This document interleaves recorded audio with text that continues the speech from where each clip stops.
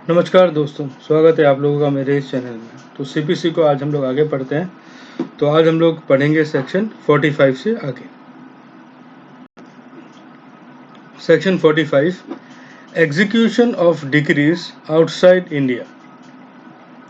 Court के पास ये power होता है कि वो डिक्री को एग्जीक्यूशन के लिए भेज सकती है दूसरे कोर्ट में। वो दूसरा कोर्ट जो कि भारत के बाहर होता है, उसका एस्टेब्लिशमेंट होना चाहिए सेंट्रल गवर्नमेंट द्वारा, और जो स्टेट गवर्नमेंट है वो अपने ऑफिशियल गैजेट में नोटिफिकेशन द्वारा ये बोले कि ये सेक्शन उसकी स्टेट में अप्लाई होगा। ठीक है। 46 सेक्शन प्रीसेप्ट को लेकर के है। नंबर 1, डिग्री होल्डर के एप्लीकेशन के बाद वो कोर्ट जिसने डिग्री पास की है, जब भी उसको ठीक लगे, एक प्रीसेप्ट इशू कर सकती है कोई भी दूसरे कोर्ट को जिसके पास डिग्री एग्जीक्यूशन की कैपेसिटी है कि वो प्रॉपर्टी को जब्त करे जो कि जजमेंट डेटर की है, जिसे प्रीसेप्ट में बताया गया हो। ठीक है। पॉइंट नंबर 2,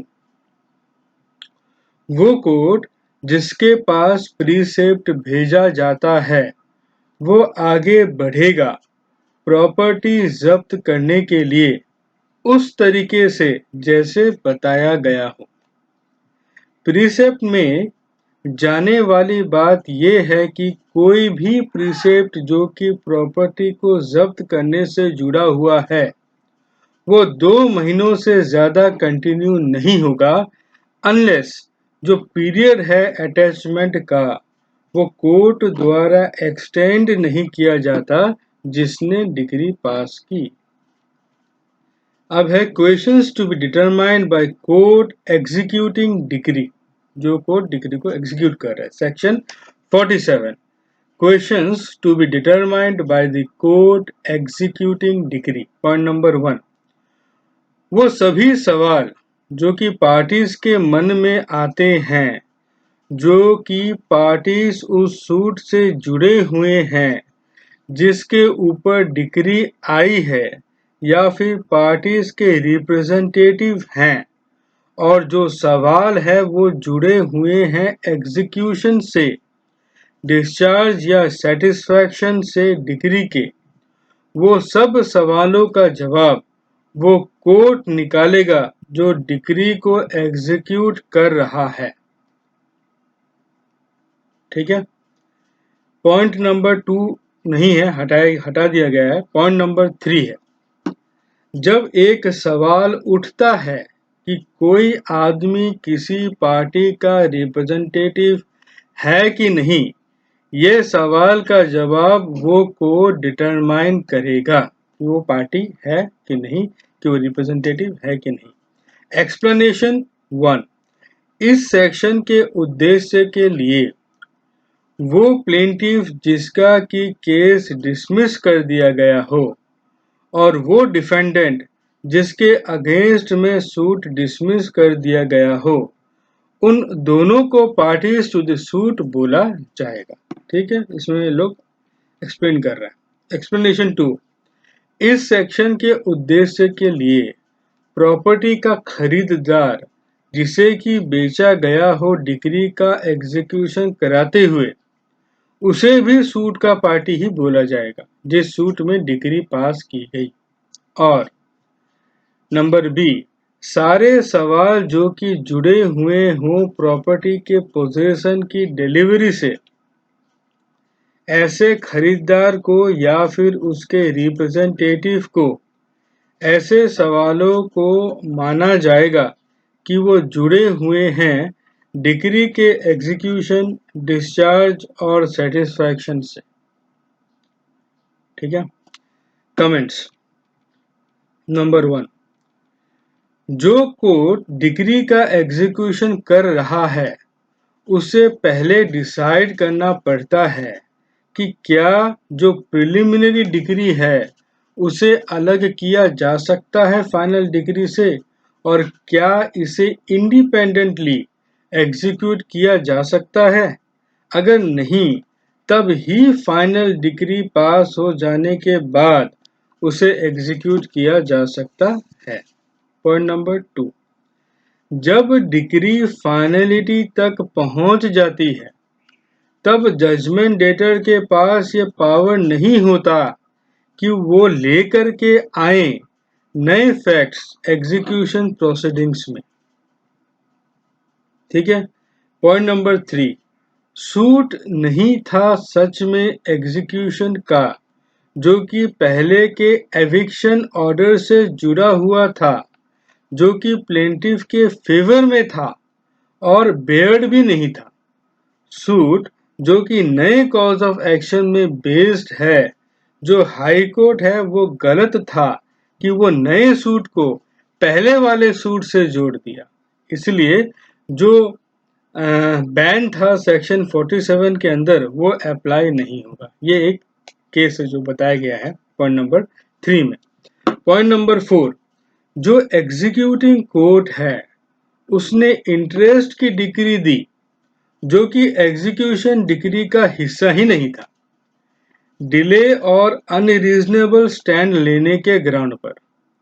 जो एग्जीक्यूटिंग कोर्ट है वो डिक्री अंडर एग्जीक्यूशन के बाहर अपना काम नहीं कर सकता, इसलिए उस डिक्री को रोक दिया गया ये बोलकर कि ये डिक्री विदाउट जुरिस्डिक्शन है।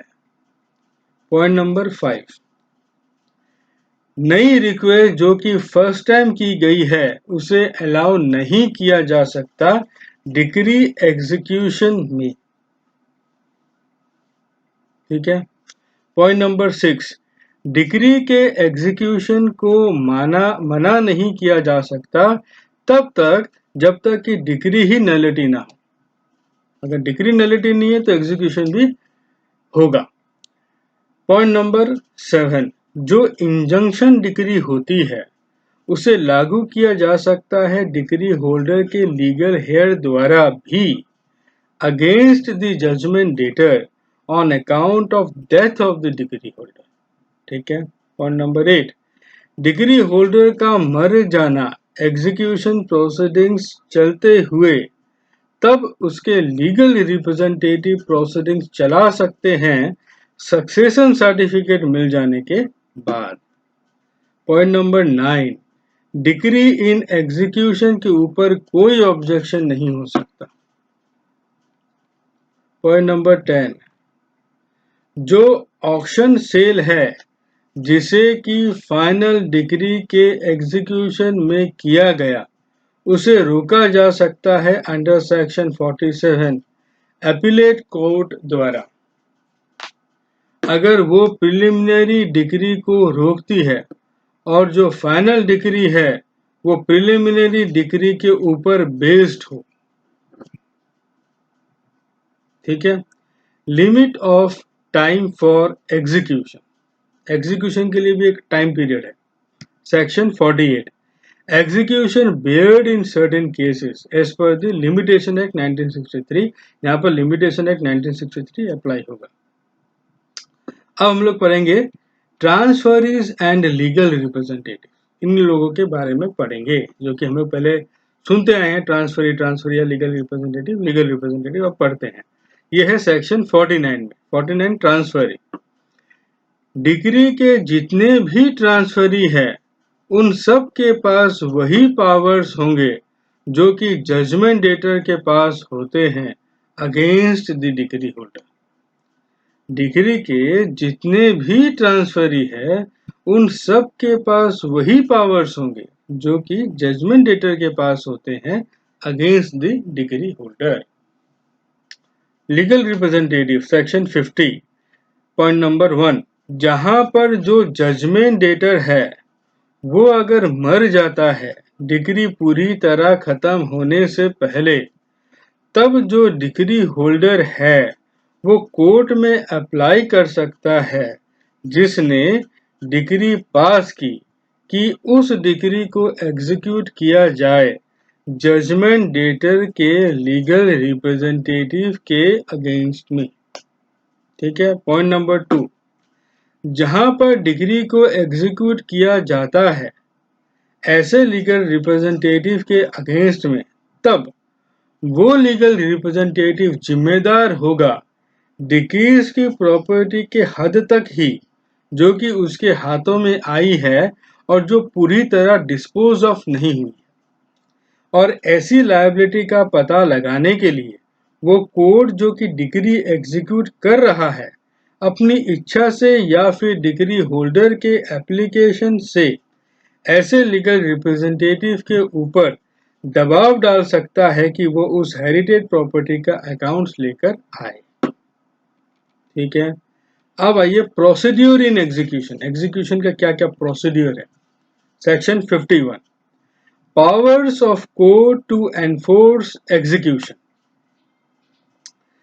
कंडीशंस और लिमिटेशंस को देखते हुए जो कि बताई गई है, कोर्ट डिक्री होल्डर की एप्लीकेशन के बाद डिक्री के एग्जीक्यूशन के लिए ऑर्डर कर सकता है।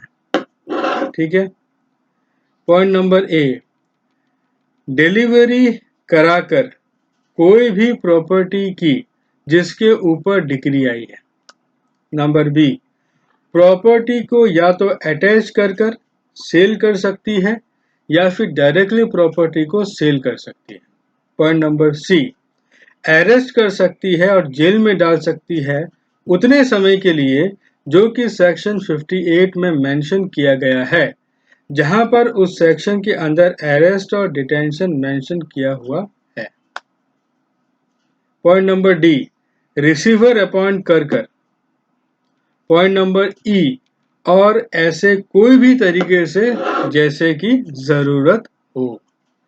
इसमें एक बात यह है कि जहां पर जो डिक्री है वो मनी पेमेंट को लेकर है, उस टाइप का एग्जीक्यूशन जो कि जेल में भर्ती करने से है का ऑर्डर नहीं देगी तब तक जब तक कि जजमेंट डेटर को एक अपॉर्चुनिटी नहीं दी जाती जिसमें उससे ये पूछा जाए कि क्यों उसको जेल में बंद नहीं करना चाहिए। जो कोर्ट है लिखित रूप में रीजंस रिकॉर्ड कर लेने के बाद अगर सेटिस्फाई हो जाता है, अगर कोर्ट सेटिस्फाई हो जाता है, तब पॉइंट नंबर ए में क्या बोला गया है कि जो जजमेंट डेटर है वो डिक्री के एग्जीक्यूशन को ऑब्जेक्ट या डिले करने के उद्देश्य से, पॉइंट नंबर 1, ये संभव है कि वो भाग जाएगा या छोड़कर चला जाएगा उस कोर्ट की जुरिस्डिक्शन को, या पॉइंट नंबर 2, क्या सूट जिसके ऊपर डिक्री पास की गई है इंस्टीट्यूशन के बाद गलत मंशा से भेज दी या छुपा दी या हटा दिया प्रॉपर्टी का कोई भी हिस्सा, या फिर खराब मंशा से कोई भी ऐसा काम किया प्रॉपर्टी को लेकर, या नंबर बी, जो जजमेंट डेटर है जिसको कि पैसा देना था वो देने से अगर मना कर देता है तो, या पॉइंट नंबर सी, जब जजमेंट डेटर एक फिड्यूसरी कैपेसिटी में काम कर रहा होता है और इस कैपेसिटी में ही वो पैसा देने के लिए लायबल होता है। एक्सप्लेनेशन, साधन का अनुमान लगाते समय जजमेंट डेटर का ऊपर में दिए गए क्लॉज बी के लिए ऐसी प्रॉपर्टी को अकाउंट में नहीं लिया जाएगा जो कि या तो कस्टम या फिर कोई कानून द्वारा अटैचमेंट से बाहर है।